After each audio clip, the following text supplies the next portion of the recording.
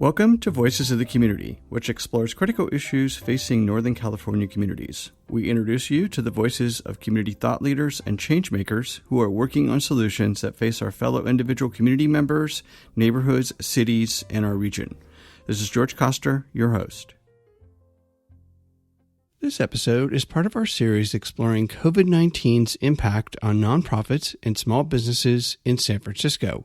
We started the series back in April of 2020 during the height of the first phase of the COVID-19 pandemic and the shelter-in-place requirements. Over these past 9 months, the COVID-19 pandemic and economic meltdown has wiped out millions of jobs in both the nonprofit and small business sectors, as well as shuttered tens of thousands of small business operations. The goal of the series is to shine a spotlight on the nonprofits, small businesses, and their staff who are struggling to deal with the impact of the COVID-19 pandemic on their operations, services, and sustainability. The series of interviews we conducted features voices from a cross-section of organizations that make up the fabric of our community. Each of them brings a unique perspective on how they and we are dealing with the issues facing our community during the global pandemic and economic depression. San Francisco can be very wrapped up in an amnesiac culture where we forget what happened last year or just yesterday, and we're moving ahead to the next thing. And this being a large tech center these days,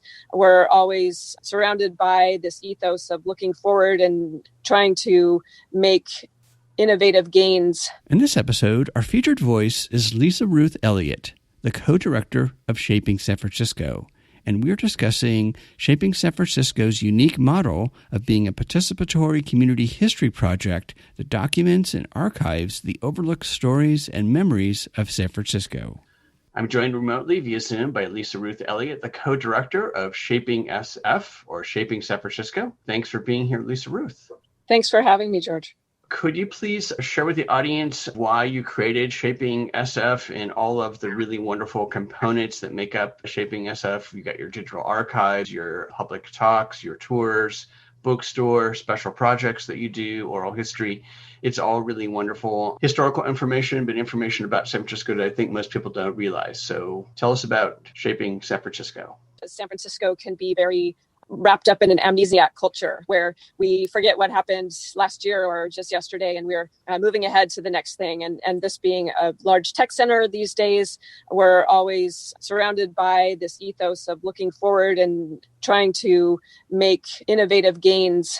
And oftentimes that means we don't look back to what we have done as a city of collective people to bring about the urban space and to create this world that we live in as residents of San Francisco. So we're really trying to combat this amnesiac culture that we live in by bringing people together in public space, doing participatory community history that comes in a variety of forms, which you've mentioned.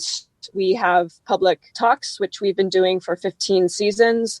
We're in our 15th season of offering space to discuss how the city got to be the way it is, who helped make it happen. And we firmly believe it's not only the names that are on street signs and the ones that we hear about pretty often, but it's really those of us who create the city every day just by using it, by making our way through it, by envisioning it in all the ways that we do. And we also bring people into public space through walking and bicycle tours, and now newly created urban forum, a walk and talk, which is COVID special, and also through our digital archive, which has been around since 1998 as a multimedia experience of learning about, seeing images about, and sharing one's own experience of San Francisco history.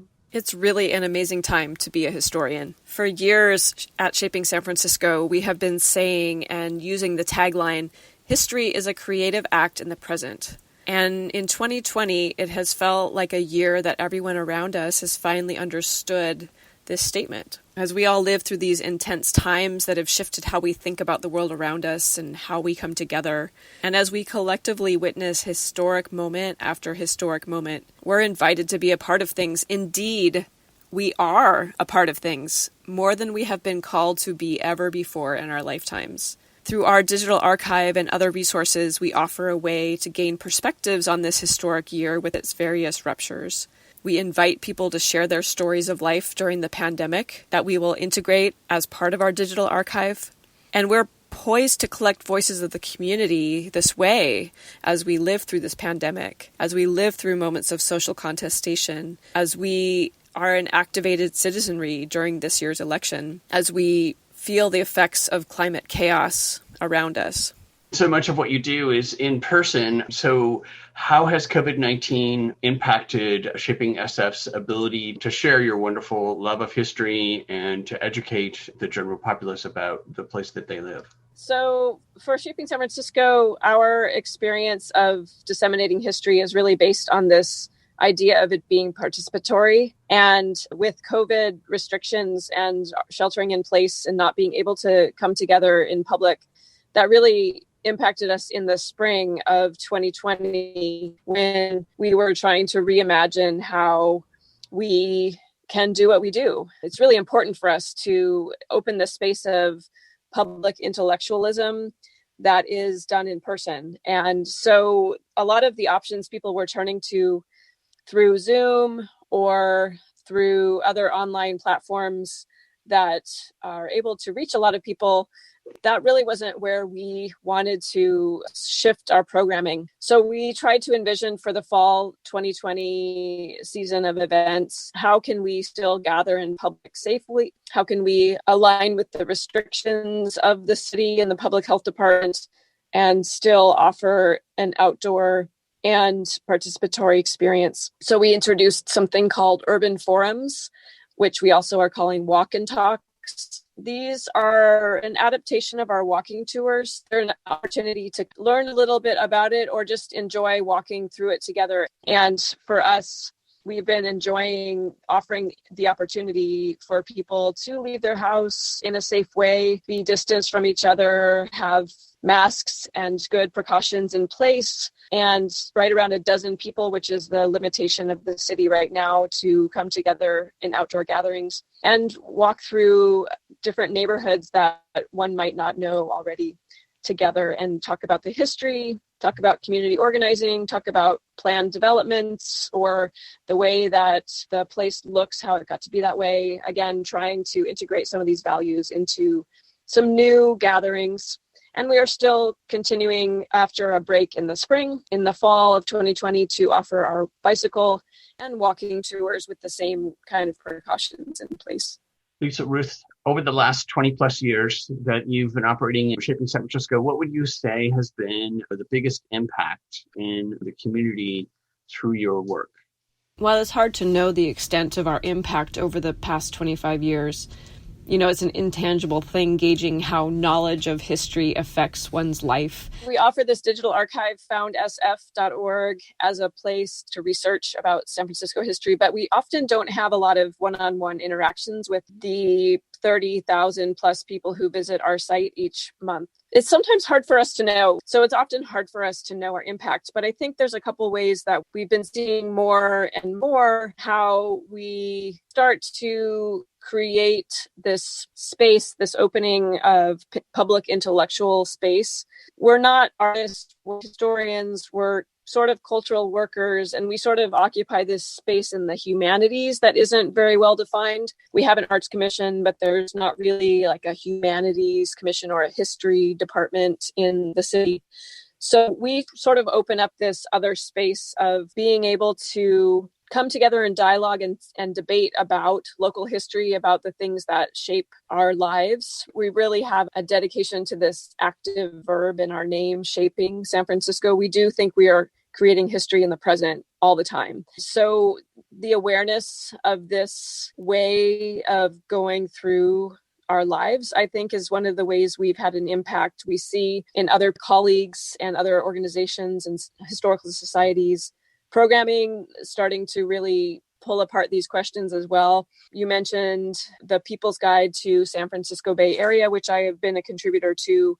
And they mentioned in the acknowledgements how much of an impact Shaping San Francisco has had on the way that the authors of that book see the intersections of the world around us. And I think that's one of the things that we can highlight in work that isn't happening elsewhere. Also, the Bay Observatory at the Exploratorium has a lecture series that was modeled on our public talks. We have been honored to hear about projects which cite our work as inspiring. We talk about sharing overlooked histories of San Francisco, and I think that's sort of in vogue right now to really start to see where are those marginalized stories and bring them to the forefront. I think the Black Lives Matter activism and outrage this year has really helped people start investigating and finding more about Black history and Black stories in our community. But I think what we do more than just show the overlooked stories is help make connections and show these intersections of how things come together. We have different topics we cover, and we don't cover them as isolated pillars of history. We don't talk about labor without talking about how the work that had developed within San Francisco and how working people shifted the landscape. So we talk about ecology and labor intersecting. We talk a lot about social movements. So the freeway revolt, where we could have a city crisscrossed with freeways, but we don't, was really key. How art and politics come together. We love to invite artists to talk about their work. And what we offer is a little bit different showcase than just, here's what I'm working on, but how has a political outlook affected their work or impacted how they express themselves? And we're interested in these intersections. So what are some of the additional needs that you're seeing through your work for artists, writers, cultural leaders that Shaping San Francisco works with? Well, we've been impacted pretty heavily through COVID and the pandemic, in the sense that so many people and so many of the organizations who rely on revenue income have really taken a big hit without the patrons of their museums, perhaps, or their science-based institutions, or groups who also have had historical educational interpretation in their mission statement, but actually can no longer support those areas of work. So we've taken a big hit culturally, the institutions not being open, the access being limited. We're in the middle of an economic crisis due to the pandemic as well. And we also still need the income for our cultural institutions to be able to continue to provide the important work of helping us understand who we are, giving us, as Angela Davis says, a sense of the inner dimensions that artists can offer to the world through just creation and focusing on art. As historians, we are actually really activated and excited about the way that people are turning to their own neighborhoods, to their own cities, and have a sense of wanting to investigate those areas more in depth, which wasn't happening as much before when we were jet setting on the world as a global civilization. So it's actually made people focus on their own neighborhoods and their own city a little bit more because they have to. Yeah, our restrictions provide these spaces of possibility. And I think we are really well poised as a small independent project of just two people, my co-director, Chris Carlson, and myself, doing all the programming and managing our digital archive. We're able to weather a storm like a pandemic because we're very small and resilient, and we don't have the larger real estate space or, like I said, the need for the revenue stream in the same way that some of our larger partners and colleagues have had to reckon with. Well, speaking of revenue, Lisa, Ruth, how can people support Shaping San Francisco? Obviously, funding, you guys have a Patreon, monthly kind of membership. Are you running a special COVID-19 campaign? You have wonderful merchandise. Can people volunteer? Those are great questions. First of all, we're very grateful to some of our funders who have underwritten our work this year, the Seed Fund. We received a COVID-19 California Cares grant from Humanities, and we really are grateful to the funders and the funding streams who have prioritized art and culture in these moments where people have seen the bottom drop out of their income streams. We are very fortunate to have over 100 people who are monthly donors to our work. So the individual contributions to our work are invaluable. And what it means to have over 100 people giving to us monthly, as little as $5, sometimes as much as $25 a month, that offers a base from which we can support our operations throughout the year. And without that, we would not have weathered this year as well as we have. And we are so delighted that more than 90% of those monthly donors have hung in there with us, where we expected a lot more to drop off for their own economic needs. We're really grateful that those small contributions are still continuing to create a larger base for us to profit from. Some of those monthly donors are Patreon patrons. So we do have a Patreon giving option that's a monthly membership type thing. Our merchandise, books don't really pay the bills, but we do have books that we have produced over the years with City Lights Books. And also Chris Carlson has a new book out called Hidden San Francisco. All of that goes towards underwriting our work. And we will be doing a fall fundraising campaign in 2020. It's unclear how successful that will be, but we were also very buoyed in the middle of the year because we decided not to continue our mid-year fundraising campaign in 2020, that we reached the goal we would have tried to reach anyway if we had done a formal campaign, just through people being generous and helping us out throughout the middle part of the year. So I think there's still a lot of generosity out there. I feel that we are very fortunate to have continued to be able to pay ourselves throughout the pandemic. And we are also very happy to continue to provide the programming that we do, even in times that are dire. And Lisa Ruth, what would you like to see as some of the positive things that could come out of the pandemic and the economic meltdown that would support artists, writers, and cultural leaders, local history such as yourself? There's a couple things that are very clearly true across the board. I think there's a lot of creativity happening right now around how to reimagine how we provide our programming, not just as historians, but as other cultural workers, to the larger community.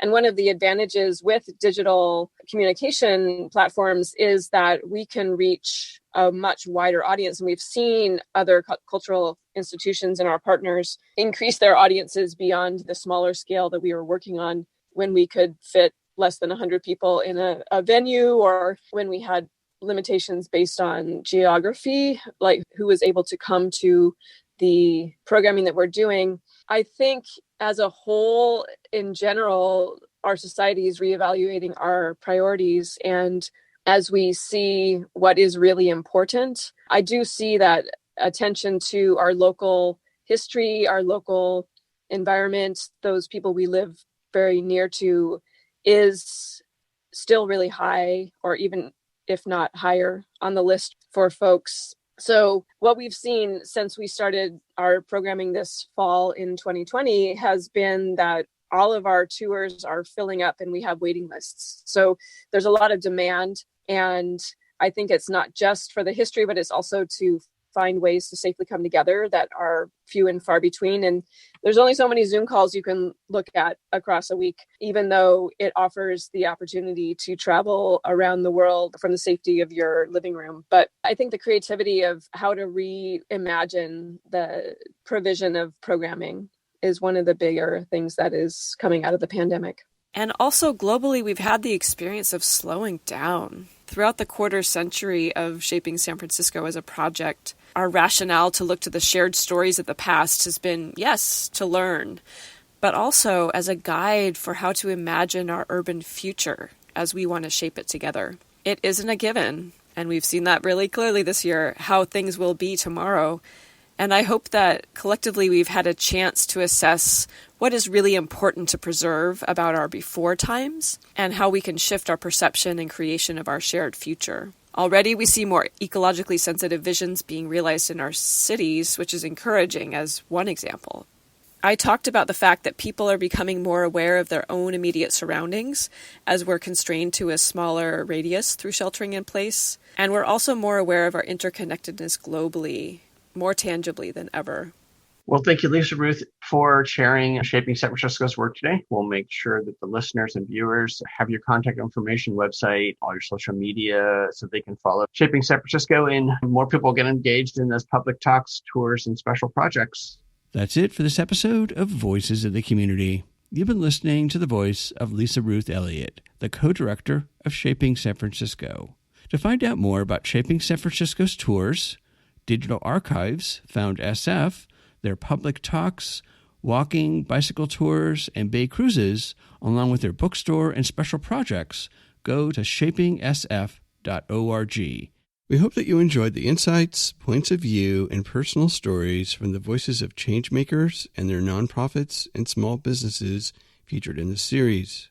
To find out more and get engaged with the nonprofits, small businesses, and staff members featured in this series, please go to my website, georgecoster.com, and click on Voices of the Community to find links to the extended versions of these interviews and to listen to the entire series. After listening to these stories, we hope that you will consider making a donation and volunteering to provide a hand up to your fellow community members. I want to thank my associate producer, Eric Estrada, along with Mel, Lila, Michael, and Laura at the San Francisco Public Press and KSFP. To listen to our next episode in this series and to our archived past shows, which feature community voices working on solutions to critical issues facing Northern California communities, please go to georgecoster.com. While you're on our website, please sign up for our newsletter to find out more about future shows. Please subscribe to Voices of the Community on Apple Podcast, Spotify, and Google Podcast, or wherever you get your podcast. You can follow us on Twitter at George Coster, and we'd love to hear from you with feedback and show ideas. So send us an email to george@georgecoster.com. I'm George Coster in San Francisco, and thank you for listening.